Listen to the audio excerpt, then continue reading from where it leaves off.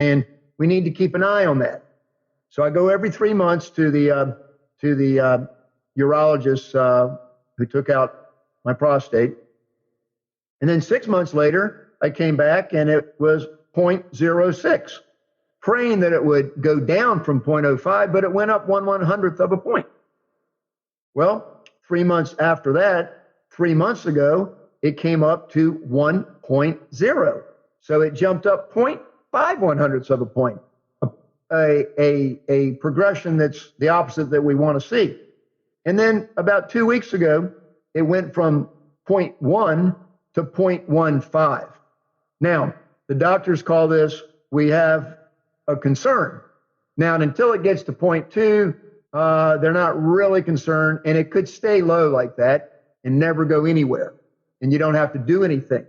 But if it continues to rise, it's not good. And because I've already had radiation, my surgeon tells me that there are no other treatments that I can have.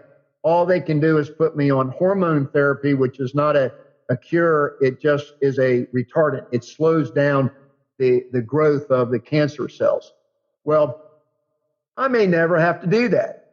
I may just stay at a very, very low level forever. Well, I went back to Dr. Christopher Senesi, who is my radiologist, and his brother Mark. And I first met him 23 years ago when he was my mother's radiologist. And as I would sit next to him, my mother had lymphoma of the brain cancer. And what would happen there was I would be sitting next to him when he would be giving my mother radiation. And he was just the most incredible man. I called him a saint. He was so kind. This is Christopher Senesi, kind and compassionate to me and my other family members. The way that he helped us understand what my mother was going through and give us hope. And I just loved him for how beautiful a man he was. Well, when I had to get radiation 3 years ago, when the prostate cancer was back after the surgery, I happened to bump into him in my doctor's office, and he asked me how I was doing, and I said, well, not so great. I got prostate cancer now that it came back, and I got to get radiation. And I asked him, could he be my radiologist? And he said he would be honored. So I took the radiation through he and his brother's hospital. And so that's been like 3 years ago. December 19th was when I had my last of the 37 days of radiation. I remember the date clearly because it was my wife's birthday.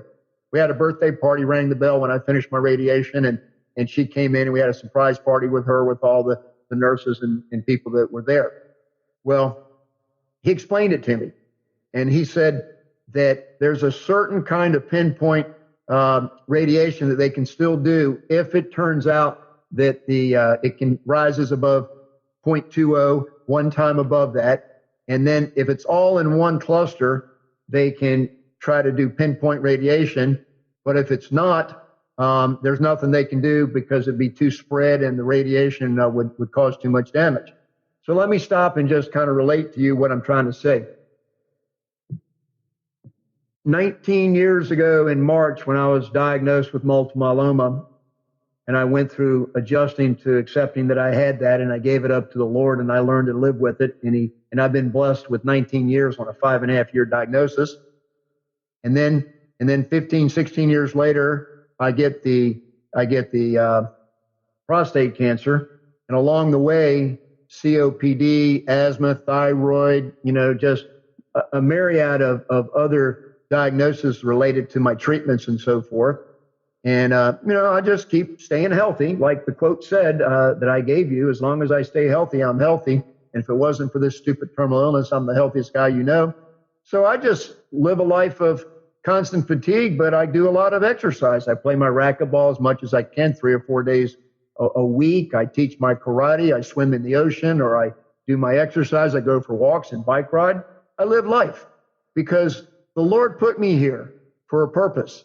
And as long as I stay focused on that purpose to serve the Lord, I don't have to worry. So at the end of Dr. Senesi's conversation a week or so ago, he said that all we can do is watch it for right now and see if it continues to rise. And he got really, really technical and gave me hope and said, the surgeons don't believe that you should have any PSA after they've removed your prostate. Otherwise, you have cancer. And he said, but as a radiologist, I tell them when we do the radiation and we radiate those cancer cells, you are still going to have some PSA that shows up because, yes, you have cancer cells, but once they've been hit with the radiation, they've been mutated and they can't grow anymore, but yet they might still show up. So I love that. That's a beautiful hope. So he made me feel great. And then he said, but look, we can't do anything. We can only take your PSA in 3 more months, see what it is. And there's a good chance that it's not going to go any higher. It's just going to sort of stay where it's at. And then he says, hey, just don't think about it. Don't worry about it. Then he said, I guess that's easier said than done. I tell people all day long that I treat for cancer, don't think about it, but I guess that's hard to do when you've got the cancer. And I said, no, Dr. Sinesi, you're talking to Steve. I said, I've been dealing with multiple myeloma for 19 years. And Dr. Alberico, I trust him. I love him. He's a saint. And I don't like to second guess anything when he says, hey, nothing's changed. Everything's stable. Just keep doing what you're doing. I put it out of my mind. I kind of forget that I have cancer, except that I have to fight the constant fatigue from all the things that goes on. Well, when Dr. Sinesi said, easier said than done, I said, no, I've already got one cancer that the profile is that it's incurable. I have to live with it. I never know if or when it'll come back. I've given it up to the Lord, so I don't worry about it. It's pointless to try to worry about it because I can't do anything else about it other than what I'm already doing. And I said, so the diagnosis that I have on my prostate cancer is an identical way to handle it. I don't know what's going to happen. It might want to come back at me at a vengeance like they say it does sometimes. But nevertheless, there's nothing I can do about it, about trusting the Lord. And I just want to say this about trusting the Lord. In my life, whenever I'm having financial difficulty or a lot of stress because things aren't moving forward for a plan that I might have, and I think I better stop doing it. I'm talking about right thinking. It's very hard to keep right thinking moving forward because it's not an income producing type thing. It costs money to travel around to prisons and give materials and spend as much time doing it that I put into it. But whenever I think that I'm going to have to go get a different kind of a job or something where I can make money, I stop and I say, you know what? That shows that I don't really trust the Lord and that I'm going to go walk in my own step instead of in the Lord's step here. And so I just go, if I go into a different thing because I don't believe I'm going to succeed doing what the Lord told me to do right thinking. I had that experience in St. Bride's Prison 8 years ago when the ceiling opened up and the Lord said he wanted me to do this. And I said, well, it makes all the sense in the world. I've got the right personality. I've got financial background. I can relate to this population. And I accepted it and I've been doing it. So every time I've had pressure to where I think I can't keep my mortgage paid or pay my bills, when I think about doing something else, I stop and I say, if I stop what I'm doing, it shows that I don't trust the Lord. And so I don't stop. And then like a miracle, something incredible happens immediately that gets me to the next phase, and time keeps on moving forward and new opportunities open up because I trust the Lord. Well, what I want to tell you right now is pretty straightforward. I've told you that I've got 2 terminal illnesses, and either one of them could come back on me and be aggressive at any time, but that I don't really think or worry about this. But I'll tell you what I do. In my care group, we're studying Revelation. In Revelation chapter 5, about a week or so ago, was about when God was sitting on his throne. This is John getting a glimpse of being there into the future. And God was sitting on his throne, and Jesus Christ, the Lamb of God, came up to the throne, and he was handed the 7 scrolls, the 7 sacred scrolls that were sealed, and the 7 sacred seals. And right there next to God was the 4 creatures, the lion, the eagle, the cow, and the face of a man, and the 24 elders that they say are the 12 apostles and the 12 tribes of Israel. And God handed Jesus the scrolls, and no one in all of creation had ever been able to open the scrolls. And now Christ opened up those scrolls and sat next to God. And here's what I want to tell you. All the world, all creation sang a new song. And there was a time when everything that ever been created knew that the authority over everything was God and Jesus. And so what I want to tell you is that I face this life without fear because I know about eternity that awaits me.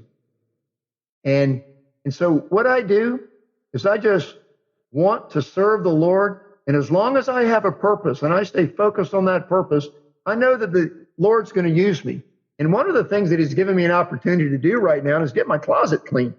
You know, when I say I'm the most motivated guy in the world, what I mean by that is that I know that I may move on to eternity perhaps sooner than later. I'm not planning that. I don't know. Hopefully I'll be here for, I want to be 100 another 32 years. That's been my goal since I was a little kid, to be 100. But who knows?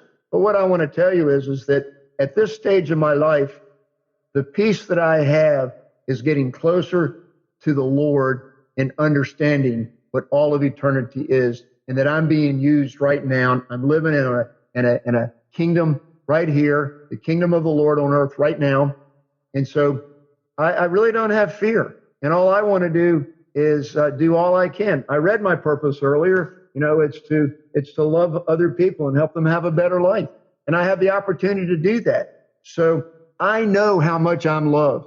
I'm loved by my family. And at this time of my life, I got my priorities straight, spending as much time as I can helping other people, being with my children and my grandchildren. In 2 weeks, I'm going to go out to my granddaughter, Lindsay's daughter in Oregon. Stella's going to celebrate her first birthday. And people say, well, gosh, it's really expensive to go out there. You just went in November. I will not miss Stella's first birthday because she's my granddaughter and I'm going to be with her on her first birthday. I find a way to do the things I can do. I'm motivated. But what I want to share with you is pretty much this, that God's not finished using me yet. And I know that. And I've been forgiven for all the bad things that I've done. I believe that in a strange way, he's given me that chance to clean out my closet, because the least I can do for my wife and my family is not leave with a bunch of mess. And I do want to build the most beautiful, large estate that I can for my wife and my family while I'm here. So what I want to say to everyone as I get ready to bring Donna onto the show today is that take the time to enjoy your life and to experience the love that people have for you and to create love and just know that God is in control. And so that's why I talked about Revelation chapter 5, is that I really know what it's going to be. And I know that I'll be there someday and that God's going to use me while I'm here. And so that's my life right now. I started this show with just telling you, how do I face life living with 2 terminal illnesses and that I'm the most blessed man in the world. I think that I've imparted that to you. And so if there's anything else that I can share with you, write me at rightthink.org.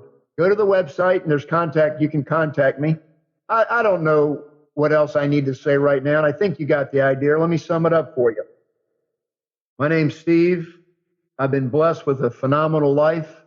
I'm married to an angel. I got just absolutely beautiful, wonderful children that love me and I love them. I've got wonderful grandchildren that I'm watching grow up. I've got business partners that care for me and love me that I love.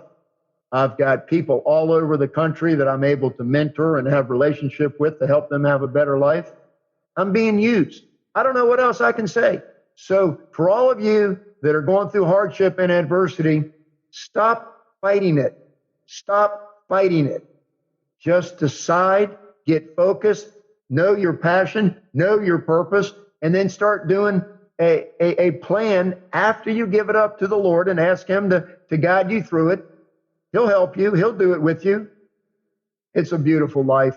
And so with that said, I'm gonna bring Donna on in a minute here to finish up the show with us here, because every one of you that are incarcerated, going through hard times.